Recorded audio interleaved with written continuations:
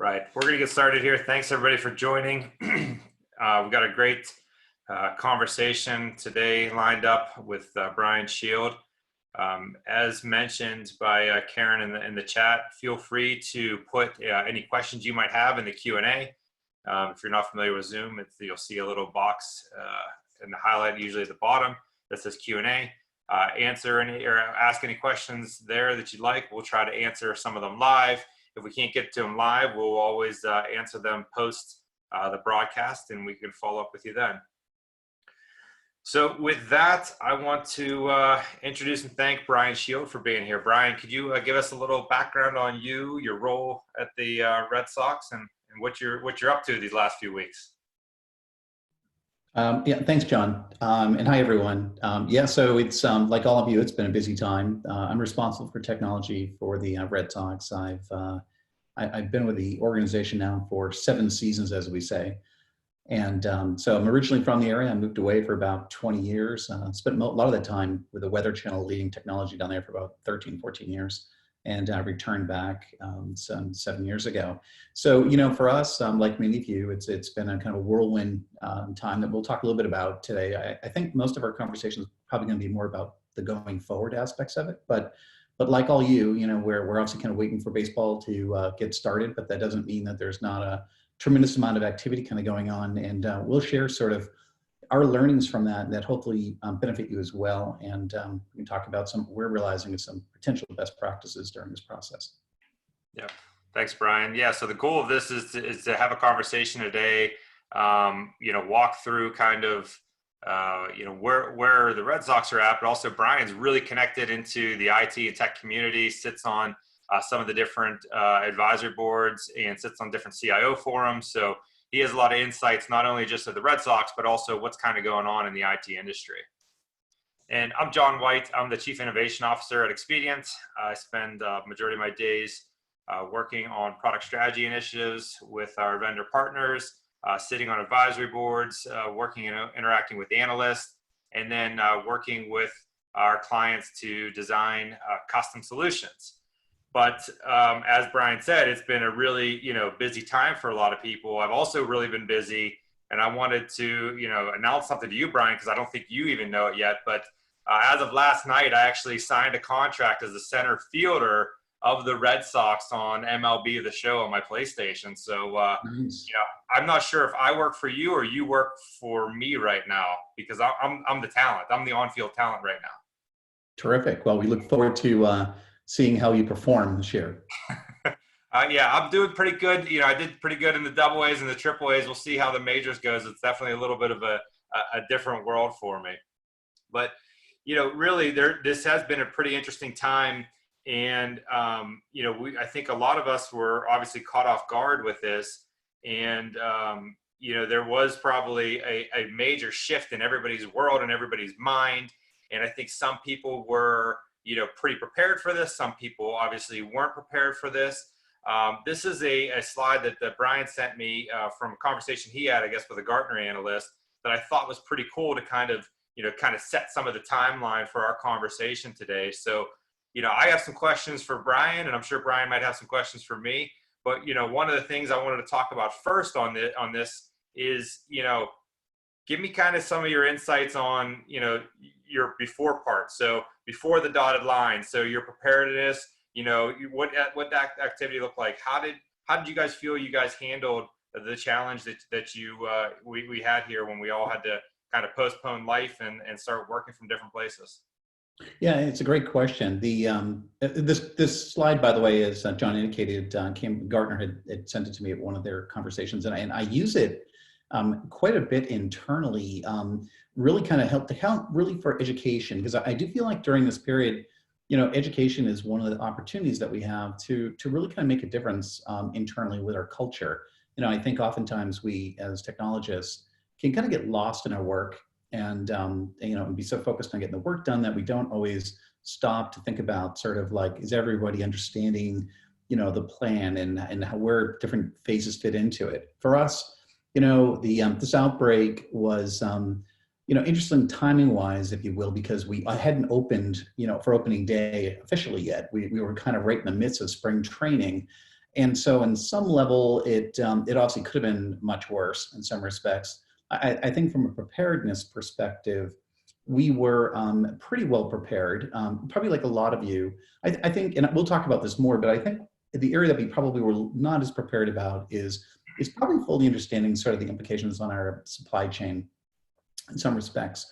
We, like all of you, we kind of knew what our expansion opportunities were, licensing models and things like that. We wound up sort of like burning through some of that, but I think we've all found a lot of our suppliers have been very supportive during this, thankfully, as we've sort of adjusted our models accordingly. But we'd moved to the cloud for some portion of our work. We use Google quite a bit now in alignment with kind of some of the work that Major League Baseball's also been doing recently.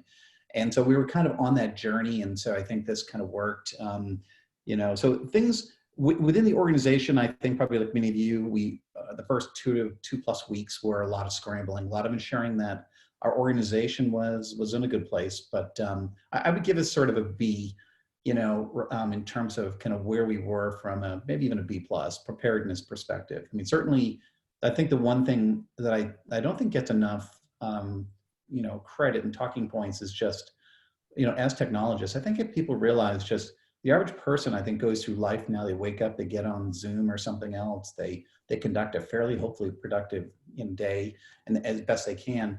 But it's like, all this would have been virtually impossible, 5 to certainly definitely 10 years ago, but even 5 or so. If you think about the investments that the cable companies and the fiber companies made in that last mile and the migration to the cloud and service providers who now can provide offerings that didn't exist where everything was on-prem before.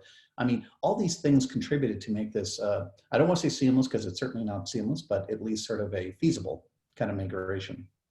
Mm-hmm. That's definitely for sure. I mean, to think, how the kids would even be, going through the education process right now would be near impossible without all the different tools that are out there.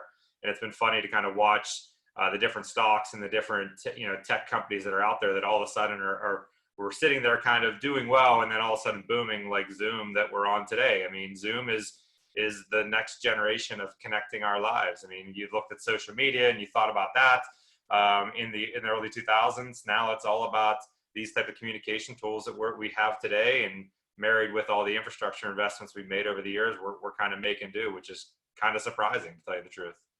And I'm playing, MLB's show on the internet, which is even wild to think that's available. I mean, going back to, starting, I played RBI baseball back in the day in the 90s, and thinking of the basics there, and there was really no social element to it. Now we have social element of MLB The Show and all the other different video games that are out there to kind of connect people to sports and connect people with other people.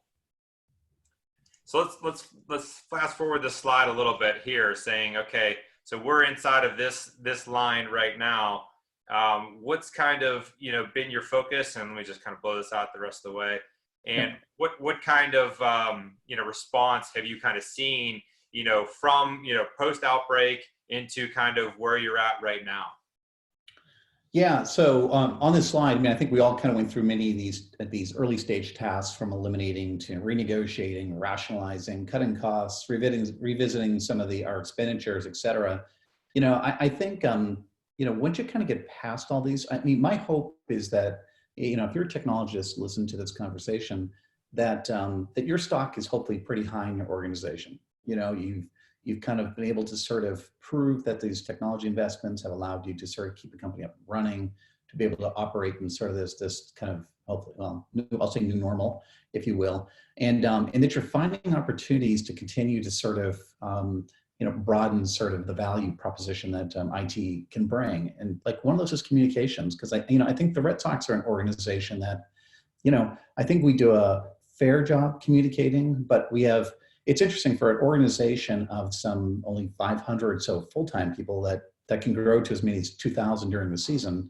One of the challenges you have is you've got a lot of departments, so then it's not very hierarchical. So when the challenges in a world like this is, if you think about it, you've got everything from like grounds crew to remote scouting to fan services and client services and sales and all the kind of traditional G&A functions and things, but a lot of non-traditional roles.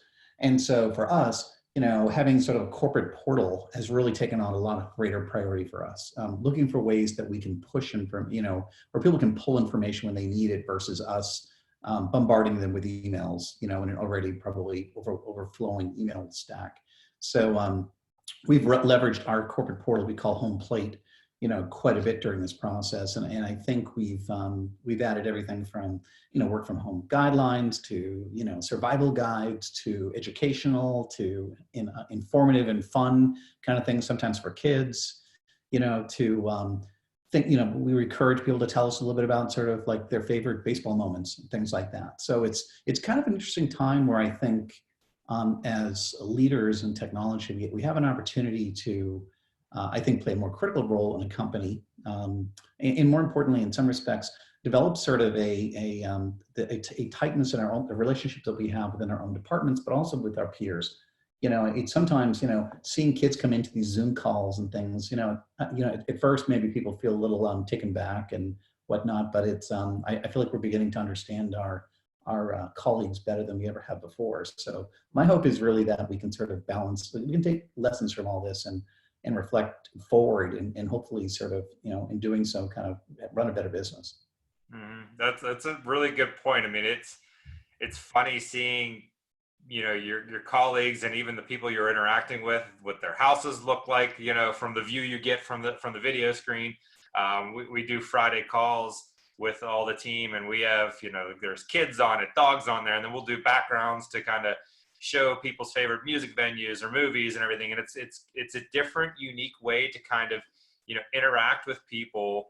That is, you're probably building relationships now. So it's interesting. So you're the dark side in all of this is that, or the bright side in all of this is that you're able to kind of turn something where, right now you'd be heads down and crazy dealing with, the stresses of getting the season started and making sure, fans are happy and everybody's, vendors are happy and everything like that. Instead, you're learning to kind of come together as a group and kind of bond more that way, which is kind of, an interesting way to kind of look at, this as a major pro.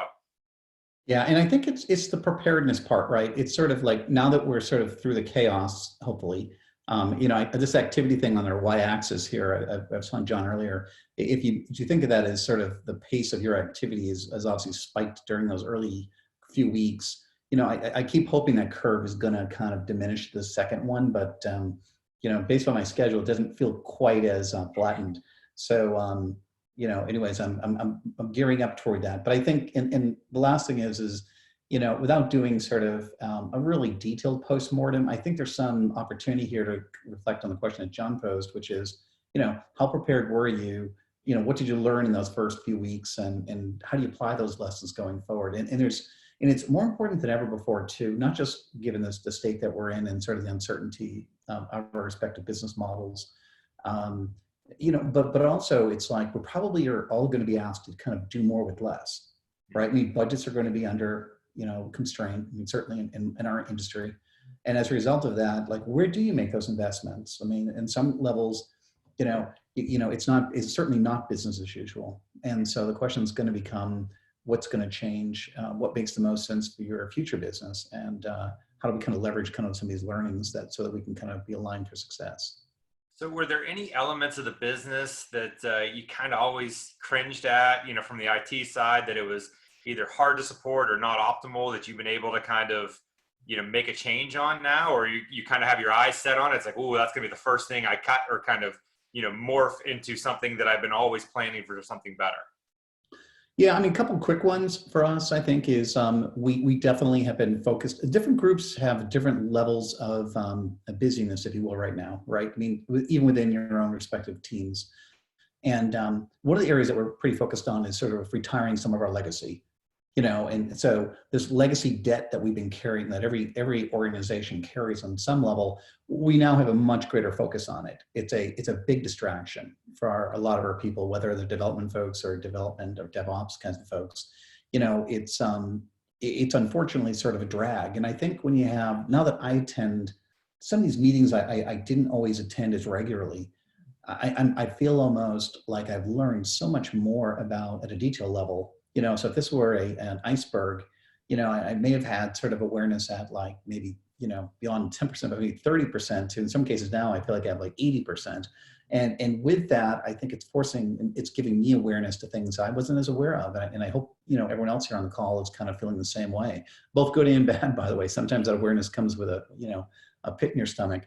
But I think on the positive side, we're changing the way we do software development. We've got a big effort right now. We've historically been very much a C#.NET kind of shop. We're moving away from that now. So we're moving to like Python, Django as part of our alignment with Google GCP.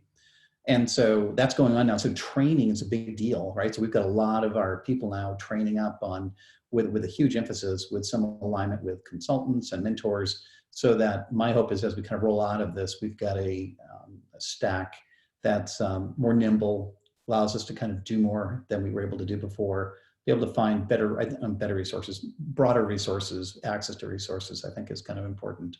So legacy is a big one. Training, our training budgets, oftentimes we end a year and I still have money in there, and I'm like, I feel like I did a disservice a little bit to our team at times. Now we're really kind of taking advantage of that where we can. And I think from the development to DevOps, we're moving forward with what we consider our most strategic projects that we think will benefit us, especially when we come out of this sort of pandemic. And we'll talk more about those, because I think everyone's kind of, in my mind, it's really important now to like bucketize, what am I going to stop doing or delay doing, or put it a little bit sort of in this other bucket? What am I going to refocus on? And how do I effectively communicate that so that, we're well positioned within the organization to align with the culture of the company? Awesome. So Brian didn't see these slides, so we're gonna play a little game for this next slide here. I have a few different things that I use the 451 some of their research to kind of they asked a question to a lot of people in IT is kind of where are they going to spend their money in Q2, and what's going to be important to them. I heard the big one from you is kind of shifting applications, adopting DevOps, moving to some cloud native stuff, right? Would you think that's your biggest focus? In CRM for us, CRM. A big Salesforce push on our side. So here's what they're saying. Where people will be spending their money. Q2 2020. So a lot of security, which I think is like almost a given, because especially when you're thinking about the changing of perimeter, that with everybody going digital, I mean, you have more users probably on your network that haven't been on your network for a long time that could be an exposure point. So I'm sure security, there's somebody I'm sure thinking about it, but right behind it, software enterprise applications, and then, you have software as a big part of this, holding 14 and 10% respectively. So I think that's. Yeah, I think security is, you're right though. It's interesting you say that, because I mean, I would put on the list, but I do feel like it's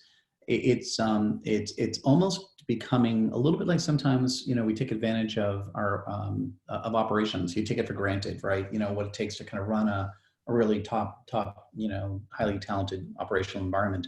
Cybersecurity is an area we definitely are doubling down on. And the other one too, I didn't say it, but kind of related to that, or a few of these, is really sort of training, but not just for us, but for employees. I think when we migrated, if you will, during this whole, COVID pandemic, one of the things that we realized is that we really saw this as an opportunity to train up folks. I mean, how many people today in your respective organizations are using Zoom or Teams or some other product that didn't have any awareness of this before? I mean, our most senior people could teach a class in Zoom right now, which is remarkable. I mean, I guess hell will freeze over, because I would have never have thought that would have been happened, and so cybersecurity awareness, I think, has incredibly spiked. So we're doing more training in that area, whether it's phishing, ransomware, other sort of like awareness programs, in addition to a lot of the tools, obviously, that we always run. But that is a big one on your list. I overlooked. It's there's definitely some general alignment. I see this. I'm talking to people every day, and getting their view of the world, and they're really focused on this bucket. This the security side is big. Redeveloping software, thinking through software is big. The one that I think has been was a little shocking to me at first, to see on here was PCs.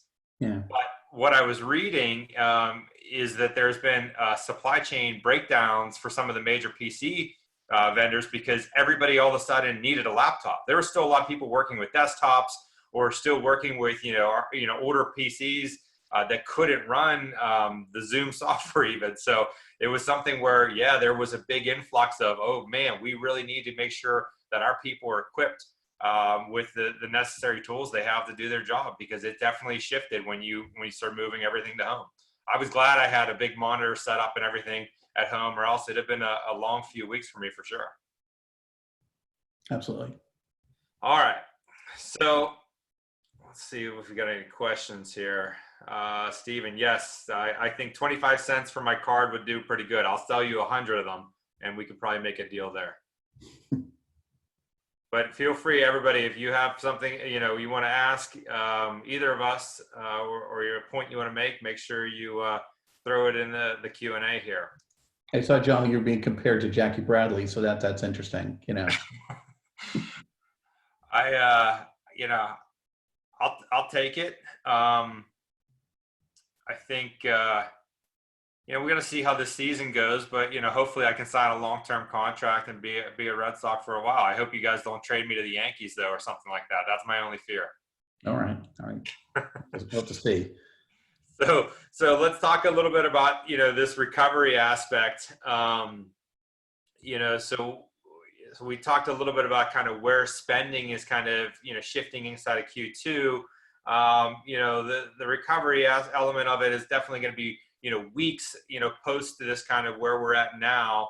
Probably I think one of the biggest opportunities that people are probably taking advantage from what I've been hearing is just around optimization, whether it's cost related, whether it's how we interact, and it's optimizing communication. So we have a big shift on Teams internally here. That's helped us dramatically in understanding how to actually communicate and talk with each other.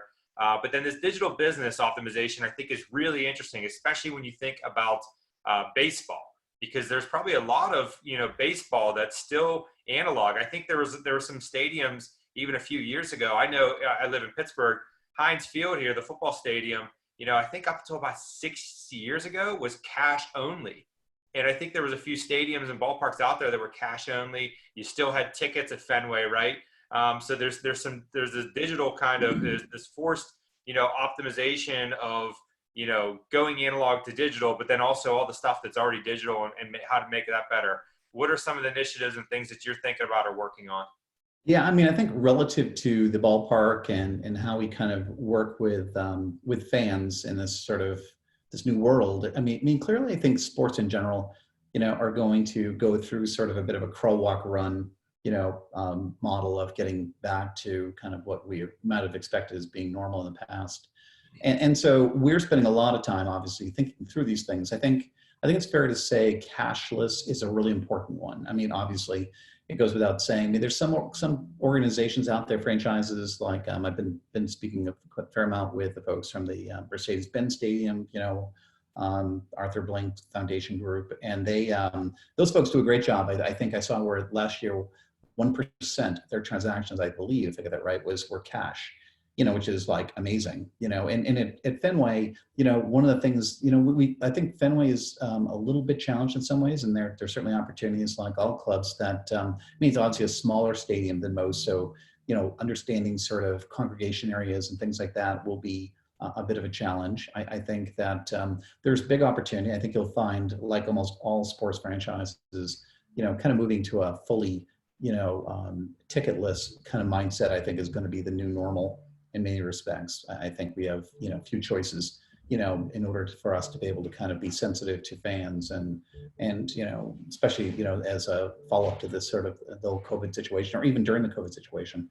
So, so that's something that I think, we're working a lot of our time on right now. So cashless, touchless opportunities here. So more digital services through your phone. Major League Baseball has a ballpark application that's going to continue to kind of evolve.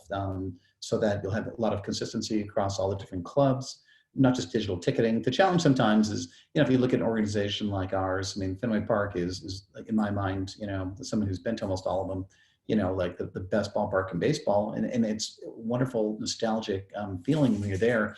And a lot of people kind of, when they come to Fenway, it's a little bit like going to Disney World, and so all these memorabilia moments for them are important, and so including tickets and things. So there's opportunities as we move to digital to look for ways that we can kind of still capture those moments and things like that. So a lot of opportunities with how we handle everything from photos to ticketing to concessions, merchandising, kind of health of the fan, health of workers, you name it type of thing. So there's a tremendous amount of activity going on right now that is going to, I think, create a better experience ultimately for fans and hopefully an experience that they'll feel safe and comfortable returning to sports. Awesome. Yeah, I think on this list too, the one thing I would just sort of focus on, to kind of put some of those out there, is that first one about sort of understanding cost, value, and risk. I think in this new world, it's important to have a better sense for what kind of budget can you anticipate, in this sort of future world, and how do you align that to kind of what's going to greatest value to business. I mean, in some ways we always do, like most companies, you probably do a zero, bottoms up budget type of thing, but sometimes we kind of take for granted kind of what's in there. I know I have in some respects, and I think this is forcing me to be a better financial manager as well. And so as a result of that, we are emphasizing a lot more about increasing employee productivity. Like, how do we make our employees productive? As you learn more about your individual employees, their challenges when they're working from home, or their lack of challenges, it's an opportunity to kind of think about like what information allows them to be more effective. How can they interoperate with your customers more efficiently and things. So we're making investments, as I said before, in some of those areas right now. And then a lot of things, even like in situations you probably all have read where there's some dialogue about opening the season, whether it's at Fenway or somewhere else, Florida or Phoenix or someplace, where they might, we might not have fans in the stadium or limited fans. In situations like that, how do you leverage digital technologies so you can sort of identify things like, where people are in the ballpark, like, are people clustered in areas where they shouldn't be necessarily? How do we learn from these? So there's some IoT things that we're looking at. We've always been sort of dabbled in IoT. I think IoT has always sort of needed a little bit of a push, and my suspicion is some of this COVID thing is going to result in some interesting findings in that space that maybe make the ROI now a lot more palatable to companies. So I'll turn it over to you, John. I agree. I think there's a lot of opportunities, for IoT to be, infused into baseball, into sports, everything. What I would really like, and see if you can make this happen, because this could be, this is actually going to be free for you, but this could be the most innovative you think. If you can work on a beer glass that when it gets to about 1/4% full, that you actually just drop another one in from a drone or get one delivered to me and it just goes through Apple Pay or something like that, that'd be great. I'd be really appreciative of that IoT advancement for sure. Yeah, I think we're going to need another little something after the recovery to kind of get to the drone delivery, but it's on the list. Or get those tubes that like you have at the banks and stuff, and then you shoot me the beer right up to my seat, and it's right in my cup holder and ready to go. Yeah, I also, on that topic though, I do think it is kind of the last point here about sort of the impact to your culture. I think we all have to ask ourselves that. I mean, in my world, in our world, we're not, I think sometimes technologists make mistakes a little bit by not fully understanding the culture of their business. I mean, we're a sports franchise. We cater to fans, and we play games, we do other events at Fenway and things, but within the scope of that, like, how do we make people as efficiently as possible? We're not trying to convert people into a technology company. What we are trying to do is allow people to kind of become more productive, more efficient, and more effective in their respective roles, kind of in this context. So having senior level people like embracing Zoom or Teams and other sort of technologies is a huge step forward, because it opens up now opportunities for us to be able to kind of, another outlet for senior level executives to share with the organization and things. And so I think it's identifying some of those wins that you've hopefully started to realize in that first phase, that during this recovery phase, where they start to become a little bit more embedded in the mainstream of the business. Mm. Did you have a work from home culture already inside of the Red Sox, or is that something that's kind of brand new and kind of a forced No, it's pretty new. I mean, we had a lot of people who I think could work from home to be relatively productive, but we were like a very traditional company in many respects, and that our typical front office came to work every day, Mhm. certainly during the season, but even during the off season, by and large, type of thing. I mean, obviously, our scouting organization we've got more than 125 scouts around the globe, type of thing. This had probably little, effect on them in some respects, in part because they're used to operating that fashion. Sales, obviously, like most organizations, tends to be a little bit more mobile. But by and large, our rank and file were very much kind of, an office organization, and then supplemented by sort of our kind of day game staff that we add during the season, type of thing that now also has access to our technology. Mhm. I think it's going to be an interesting dynamic, not only for you, but for a lot of companies out there that, work from home kind of works in this situation. Why wouldn't it work in any other situation? So you start to get rid of geography boundaries and where you hire people. You start to increase maybe their productivity. I mean, Boston traffic, we all know the big dig. Yes, it was a great project, but still, it's hard to get around, and it takes a long time to kind of get from different sides of the city. So it changes the dynamic of a lot of things that we kind of just assumed that they had to be that way in the past because that's the way it always has been. Now you kind of open up the world to new ideas. No, I think it's a great point. And I mean, and maybe one of the most important points I think is when you think about your culture. I mean, there are, if you work for a startup and you're working from home, or you live in another state or another country, that seems kind of normal. When you work for a traditional company, in some respects, and I think in many ways the Red Sox, being around since the early 1900s, would fall into this category. It's like, where these people live, and how they interact with others, and doing that in sort of a more remote manner. I think historically that was probably not, other than say in scouting and things like that, it was certainly not the norm. Although we had some of that on the technology side. But I think it is an opportunity for now, even for our culture, to kind of find the resources where they're most, where they're most effective, affordable, and where they can be most productive. And hopefully we've kind of, reduce some of the barriers to doing that. Like a lot of companies I talk to are kind of in a very similar mindset. Yeah, I think we're definitely going to see a major shift for a lot of businesses, and I'd hate to be in commercial real estate right now, to tell you the truth. All right, so this is what I really want to talk about. Hopefully everybody knows what this is, but this is one of the better pictures I found of a Fenway Frank, and it's something where I started kind of thinking about the whole problem, and this ties into a question that was brought up here in the Q&A, is that there's a lot of touch points inside of a stadium, and there's a lot of different places where the organization is going to have to shift and change. But something that's iconic, like a Fenway Frank, where you're getting it distributed to you by a person that's walking around, interacting, handing cash back and forth to each other, that's the high touch of baseball. But where there is not a high touch for baseball is the general playing of the game.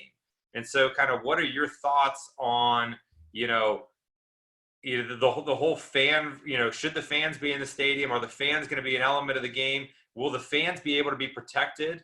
Or will baseball just have to kind of go on without them until we kind of figure out all the norms as far as how you would actually get people to safely interact with each other and safely enjoy the game? Because going to the game is definitely one element of it, to watch baseball, to enjoy baseball, to be in the stadium. But the food and the popcorn, the peanuts, everything, those are elements that are kind of seared in your brain that you can't really forget. Sitting, going and what's it, Yawkey Way, and going and buying your first T-shirt or hat there. All those experiences you just can't really do as they're crowd situations. So what will that life look like, and what do you guys maybe thinking life will look like? Yeah, no, good question. I think starting with sort of the fan safety, I mean, I think, as I mentioned earlier, I mean, cashless, moving to a world where we're cashless. I didn't mention earlier, but one of the things that we had going on even prior to opening day when this occurred is we're deploying all new point of sale technology throughout Fenway Park and JetBlue minor league franchise in Florida, our spring training facility in Florida. And so that allows us to, thankfully, to be able to operate a much more kind of cashless sort of world. I think what John was alluding to is we've heard them as hawkers, kind of, within the ballpark, so cotton candy, beer sometimes, hot dogs, if you've been to games, you order one of those and sometimes they get passed down by other people. I mean, I think we're all sort of looking at those things now with an eye toward how do we sort of, prevent or eliminate areas that might be challenges for folks and do it in a safe and effective manner. I mean, there are clubs, Cincinnati Reds come to mind, that use lockers and things like that, where you can pre-order your food, go to your locker, get the locker number, pick up your food, go back to your, your respective seats and things like that. So we're looking at effectively kind of all the different options. The one challenge with families is tight, for those that aren't from the area. I mean, you can imagine it's a smaller ballpark. And so one of the opportunities for us is, trying to find creative spaces where you can support some of these things, given sort of the geographic locations of kitchens and other things like that. So, but we're kind of working through those. I think relative to other areas, I mean, I think line management, how we basically sort of create sort of safe distances, what people come into the ballpark, exit, things like that are all sort of being kind of explored. One of the really good things here that has really come through all this, though, is, and it's not unique to sports, but I'll just use sports as an example, is these are not areas of, competitive advantage, right? These are areas of business opportunity, but we're all kind of coming together to solve these problems. No one or franchise is sort of going to be the sole recipient of all this great wisdom. This is something that we're all sort of, I'm on a lot of different groups that are sharing this information on a daily basis. So whether it's everything from, contactless, types of things, to how we handle digital ticketing, to how we handle merch and food and other sort of things. I think the nice thing is we'll have the benefit of some best practices. We also have a very global brand. I mean, obviously Fenway Sports Group owns Liverpool football and other, and so we stay very close on a global basis to other sports that are taking place. And so we have the opportunity to kind of learn from one another. And I think the benefit we do have a little bit is that we operate in sort of an open air kind of environment. I think and some of these things are even more challenging, when you're indoors in many respects. So there are a lot going on here. We're doing a tremendous amount of work with the medical industry right now too, to keep tabs on sort of the latest and everything from testing technologies to, we're very fortunate being kind of in Boston relationships with organizations like Mass General and, Beth Israel and others in the medical industry. We have some of the best and brightest kind of working with us too, looking for ways that we can kind of, make the fan feel comfortable and safe as well as the employee. So there's a myriad of things going on right now. And I think at the end of the day, it'll really benefit the long-term opportunities for the Red Sox and all sports fans. So what's going to be IT's role to kind of helping kind of get this back online? You mentioned, a lot of different initiatives, but where do you think the tech is going to come into play? How do you think, I know Major League Baseball has made a big move to, Google Cloud. How are you going to, deal with kind of the real-time data processing needed locally inside the stadium to make better decisions or provide analysis for you, for your executives to, understand what people are doing, where people are going, when you have to deal with the link to go to actually the Google Cloud? How do you think that's all going to come together? All right. A few things in there. Let me see. So I'll start infrastructurally. We had already kind of on a roll here with Verizon. So at opening day, we would have announced sort of our relationship moving to 5G. So I think one of the most important initial opportunities is to ensure that you've got the physical infrastructure necessary to support fans in a high capacity manner. We have Wi-Fi throughout Fenway. We've had now for 3 to 4 years. We will be overhauling that at some point, timing a little bit TBD right now, but I suspect hopefully before opening day next year that we'll have upgraded all of our Wi-Fi within the ballpark as well. Kind of mentioned point of sale technology. We kind of made a change a little bit with our partner Aramark this year, where all the technology sits on our rails. And so like many of you, when you're thinking about your supply chain, we have a wonderful relationship with Aramark and they do great work, but we also want to make sure that we're capitalizing on sort of the robustness of our infrastructure, as well as the security of how we basically manage it. So Now all of our parties, kind of all of our third parties, including Airmark in this case, operate off our infrastructure, which we think is going to give us a better place to understand sort of how to support the fan and do it in a kind of safe manner. There's a lot of other things going on, mobility, so so working with MLB on mobile apps and including some new content on those, so that fans can follow the games both home and away. We have a bingo app. We have tens of thousands of people that play, so you can play home and away games and things like that and get real-time access to plays and things like that. So we're looking for ways to kind of follow the fans through this kind of crawl, walk, run journey, if you will, from touch points to digital technologies or even maybe supplementing kind of what we do at Ness in some ways to continuing to kind of move from that to limited fans to full fans. We're working with some partners to understand sort of fan aggregation points in the ballpark, through kind of very unique kind of camera technologies and things like that. I mentioned sort of IoT, I think, is another one that we're actively involved in. And there's just a lot of partner discussions.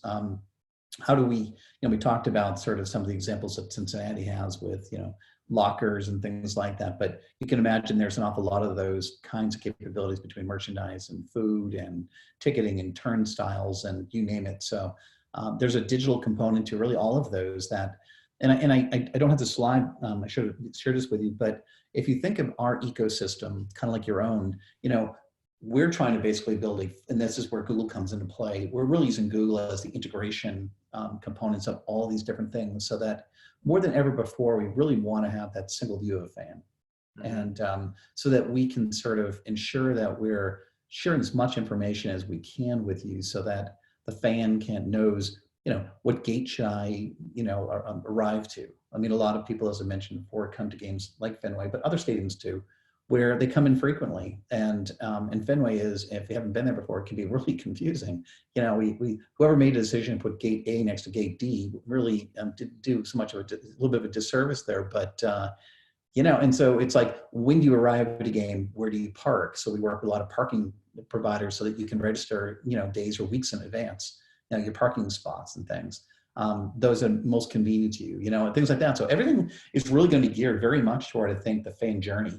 And as our CEO is fond of saying it, like, when you come to a game, the journey starts when you leave your driveway and it doesn't end until you're home. And all along that route, our intent really is to have, logical touch points where we can sort of make that process as, secure and hopefully as effortless as possible. Interesting stuff. So few follow-up questions for you, then I want to kind of dig into this slide a little bit because I think I'm hearing some of them. This is a slide I just put up from 451 to kind of show some of the which technology is going to transform your business over the next 3 to 5 years. Here's their responses, and I've heard some of the things you said here, so I want to kind of dig into a few. So when you are creating a ton of data inside of your world, who owns that data? Is that you or is that Major League Baseball? Is it something that's strategic, to them or you? Well, I think it's strategic probably to both of us, but it's, the data itself by and large is owned by the clubs. The digital assets are kind of a little bit shared, but MLB takes a large role kind of in, like, for example, having a single mobile app that's used across baseball as an example. Things like that. A lot of our data comes from our ticketing partner, right? Tickets.com in our case, at least for baseball games. We have concerts. The thing that most people may not know when they think about, when they think about Fenway, they think about the Red Sox, they think about baseball, which is great. But there's much more than that too. We'll have 300,000 people that will go through a tour of Fenway Park. We have a very, very large, enterprise business, Fenway Enterprises, that rents out Fenway Park from everything from a shower to taking over the park for corporate events and things. We've hosted great, everything from this winter we'll be hosting an ESPN Bowl game. So for the next 6 years, the AAC and ACC will be hosting their championship game at Fenway Park. So there's a lot of things that kind of go on at Fenway. So for us, data is at the heart of all that. Machine learning is going to be a big deal for us. It's one of the reasons we think Google is well positioned for us to be kind of an effective tool. We're kind of early a little bit in that process, but we see great opportunities on both the business and the sports side, being able to kind of leverage content from understanding pitches to understanding things in the science of baseball to, as well as obviously kind of like how do we make it the best fan experience we can? How do we learn from our fans' journey so that we can continue to kind of complement it and things? So ML, AI kind of things are a big deal to us. You heard about my cloud component, but cloud obviously with us using leveraging Google is center of our strategy. Mobile platforms. I mean, I think giving fans more choices on their mobile devices is going to be a big deal. We're partnering with MLB. They've got an app that now has API access and things. So we're extending some of the functionalities. We've written our own sort of augmented reality, products. We kind of wrote a bingo application. We're writing a bunch of other things that we think will, complement the experience. As you probably know, for those in the local area would know that we're also basically, we broke ground, although we paused construction, we broke ground on a music hall. So we were targeting the fall or November, I think it was going to be of next year to open that, but that'll probably happen in 2022 now. But we basically have a 5,000 seat, theater environment. We'll be basically hosting maybe 150 to 250 different live events there, and things. So that could be everything from concerts to e-gaming. So a lot of new things happening, and so we check the box, I think, on virtually everything on the left-hand side of your list here. We haven't done much with blockchain, but I think everything else we certainly have had some sort of touch points to. Interesting. So there's a few questions that I want to get to in the Q&A as well. One was somewhat around the cloud. So Expedient runs their own cloud as well, and there's Google Cloud out there, and Azure and AWS. There's multiple cloud environments out there, but let's talk about it in theory for right now. Like, what has been the benefits of moving to the cloud, for you? And also, another kind of question I want to have, the answer is, how much of your data or your spend is in the cloud today compared to what's still sitting on site inside of Fenway, if that's where your data center is, or wherever it might be?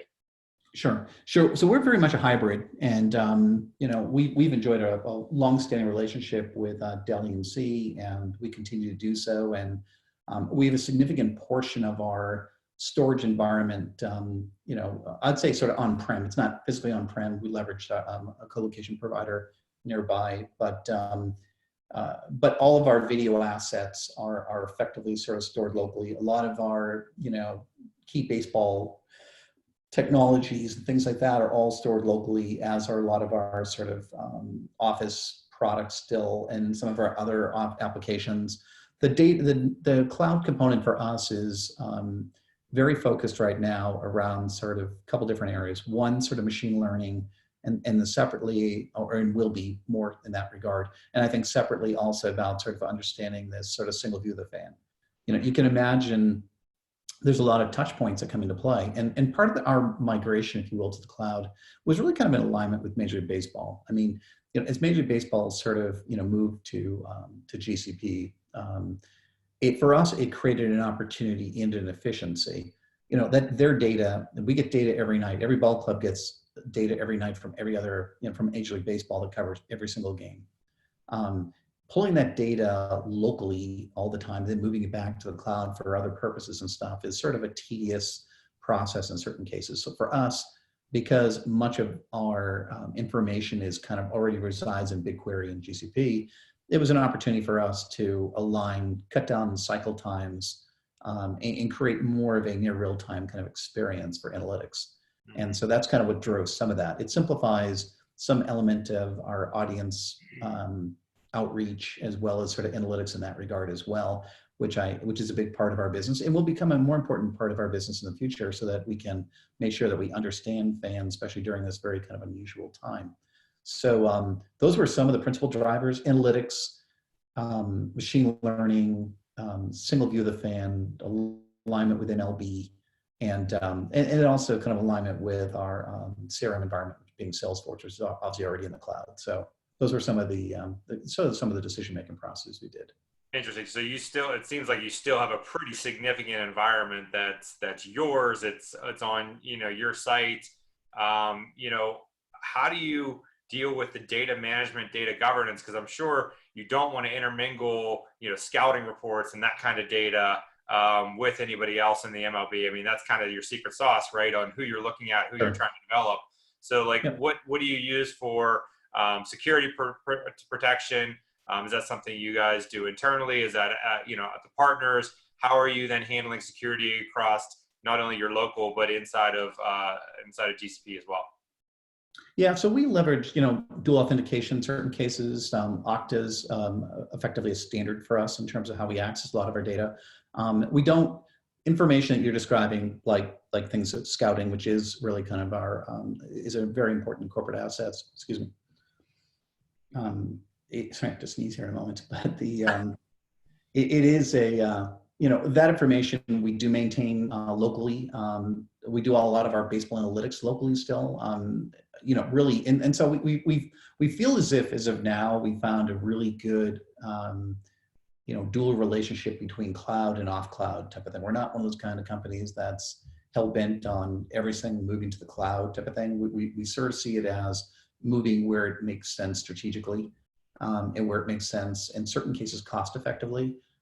Where we can apply the tools most easily, and how we can deliver sort of the timeliness, so we've got I said before, a great relationship with Dell EMC, and every single thing we have kind of, I'll say on-prem is cache, is in an environment where we have, great response time. So we have the benefit of being able to kind of leverage the technology that makes sense on-prem, and then some other areas kind of move to cloud where we think it adds value for, mostly because of the way other data is sourced and interacted with, and kind of developing this sort of seamless 360-degree view, if you will, of the fan.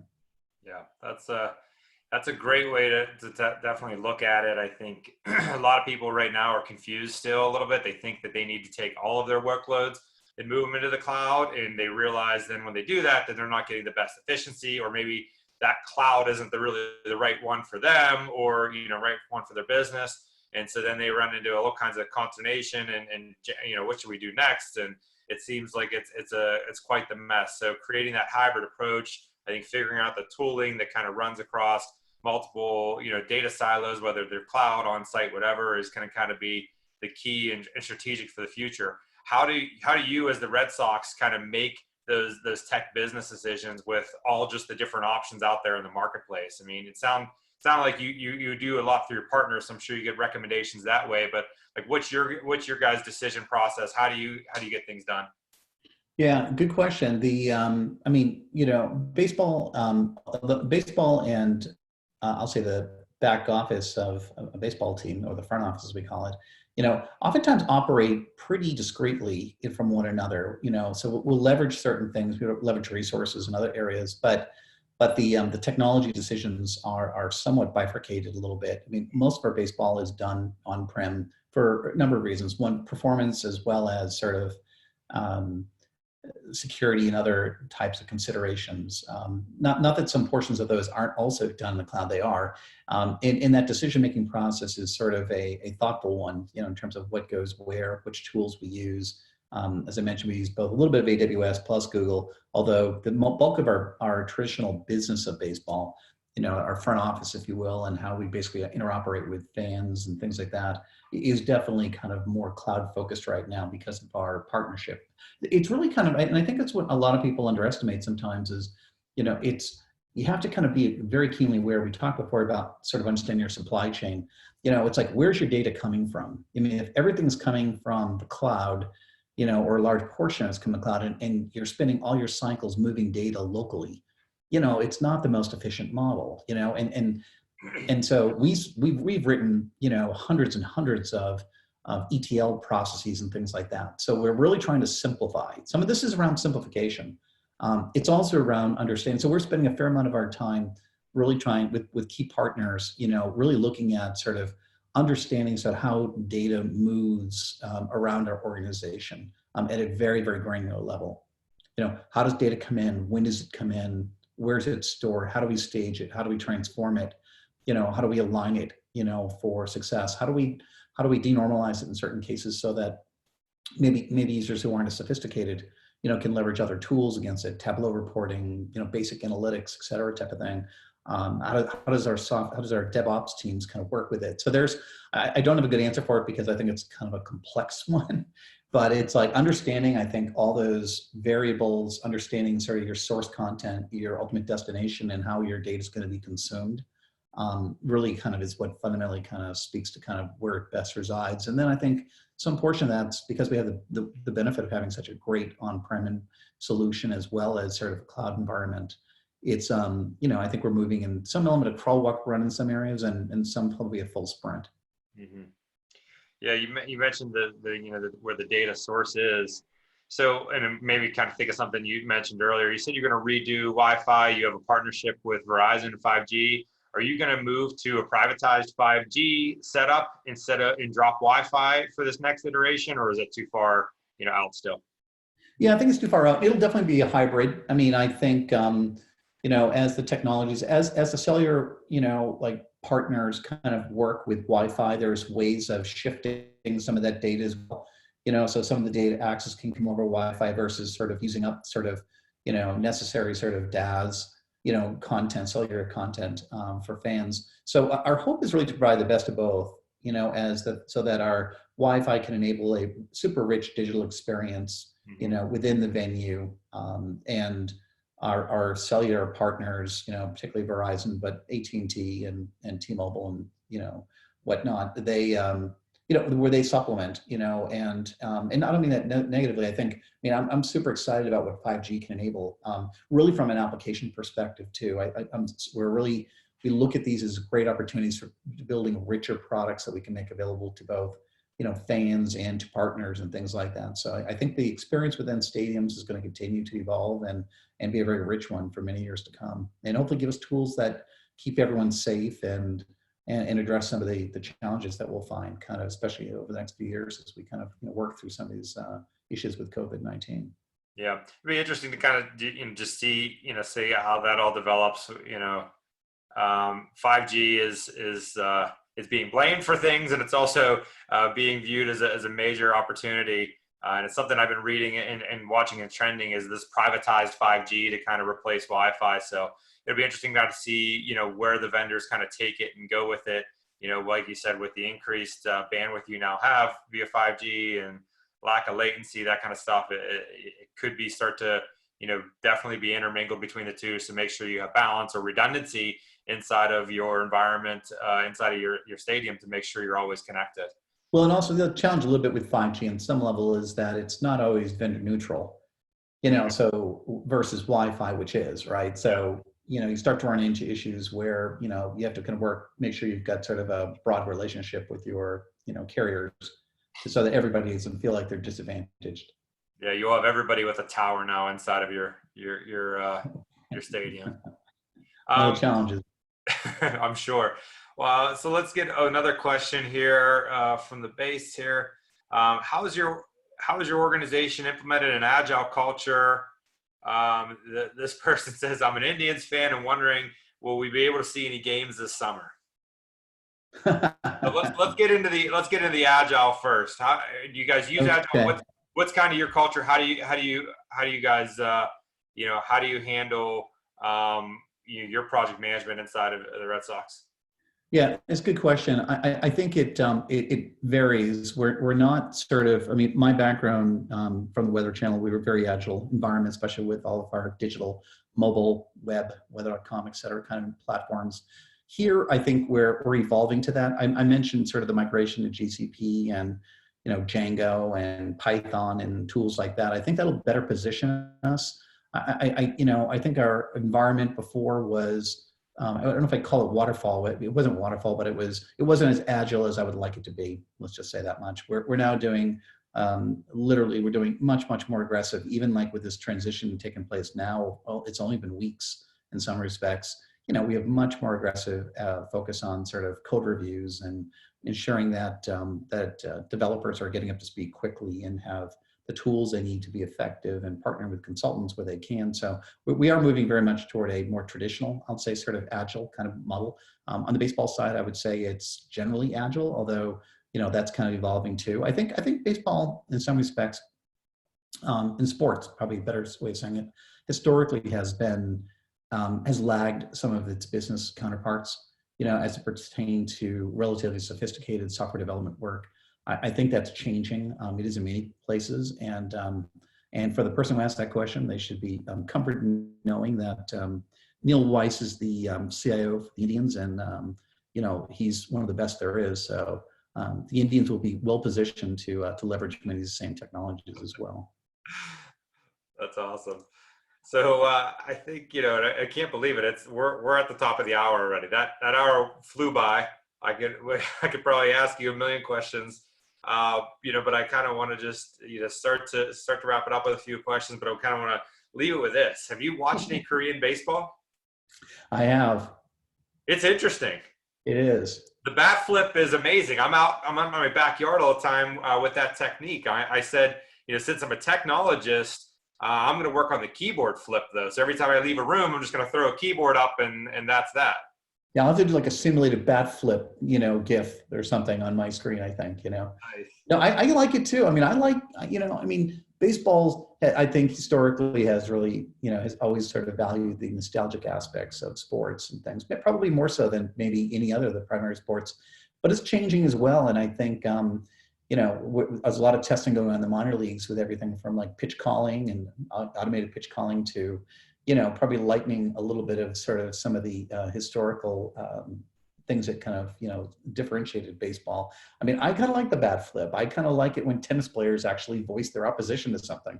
I think it's entertainment. I think we like those things. I think we want to sort of protect fans and give them the best possible fan experience, augment it with digital capabilities where appropriately, but ultimately kind of make it fun for games. And I think we've got great players and it's a great sport. And then I think we're all kind of excited about it kind of returning to whatever the new normal is. Yeah, I mean, I personally think it'd be awesome to, figure out how to do something. I watched, some of the Korean highlights. The bat flip is exciting, but like even how like they're interacting. I mean, their stadiums are obviously empty. That's why they put these cutouts up. But they have people coming in via Zoom and other social, other social video sharing platforms. They're broadcasting things live. And it was interesting to see. I mean, there's people gathered around screens in their homes watching these, and it's kind of bringing that element of fandom there, but also changing, the dynamic of, okay, baseball can't be the same exact, almost, dare I say, a little bit boring, kind of game that you have to have some excitement into it. You have to make some changes. And so, maybe this will be the opportunity for, people that have been doing Major League Baseball for the same way for a lot of years to kind of make some changes and say, hey, let's change the game a little bit. Let's add some, other elements of it to, make it a little bit more, TV friendly, I guess you could say, and get people, engrossed in kind of what the sport, was for so many people when we were watching it growing up and what it could be for, a lot of these new fans that might be just watching and tuning in for the first time. Yeah, I think there is a great opportunity. I think production, the value of quality production is going to increase, as you said. I think the ability for fans, whether they're in the stadiums or at home, to potentially enjoy sort of supplemental content and other forms of interaction, engagement, I think will become hopefully, more important in some respects. And I think when you're in the stadiums, I think giving in sort of the tools that allow them to kind of, operate as efficiently and effectively and as safely as they can and yet still enjoy the elements of the game, I think is sort of certainly our strategy. Yeah. Well, that's awesome. Well, I thank you so much for your time today. I mean, we ran a little bit over. Hope everybody enjoyed it. Sorry if we didn't get to all your questions. We can definitely, you can reach out to myself on LinkedIn, and Brian's also out on LinkedIn and active there. So feel free to reach out to us, connect. We'd love to hear from you. And with that, Brian, I'll give you any opportunity for some closing words here. Yeah, thanks. No, I enjoyed the questions, and I have an opportunity to kind of speak with all of you. I mean, we're very much like all of you. You might think we're different, but we operate like any kind of traditional business in many respects. And I think as technologists, we have a unique opportunity here to really kind of rise to the occasion and really do some tremendous work and really kind of position, I think, technology for long-term success within our respective businesses. So focus on some of the best practices and hopefully sort of, find an opportunity to sort of convey sort of the value that you're bringing to the organization so that, we don't ever return to kind of business as normal, that our new normal, not just as how we work with our customers is sort of in a better place and the role of technology is hopefully a more strategic asset in your respective companies. So thank you. I appreciate it. It's been great speaking with all of you. Yeah, I agree. It's a really good time to be a technologist right now. We're definitely needed to make sure that this world survives and doesn't skip too many beats here. So thanks everybody for taking the time. Appreciate it. We'll have the slides available. We'll have the video available on expedient.com. So and in our YouTube channel. So check it out there. Thank you, everybody. Bye. Perfect. Bye, everyone.